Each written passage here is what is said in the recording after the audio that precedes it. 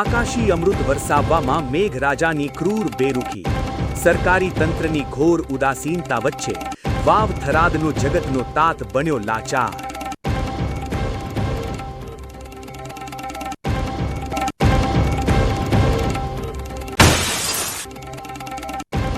કાગળ પર વિકાસ અને જમીન પર વિનાશનો ખેલ.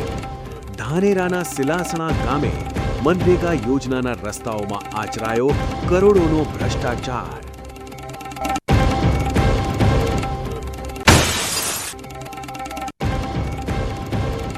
નો ડ્રગ્સ ઇન બનાસકાંઠા અભિયાનને મળી મોટી સફળતા. શિહોરી અને એસઓજી પોલીસે રવિયાણા ગામેથી લાખોના અફીણ સાથે નશાના સોદાગરને દબોચ્યો.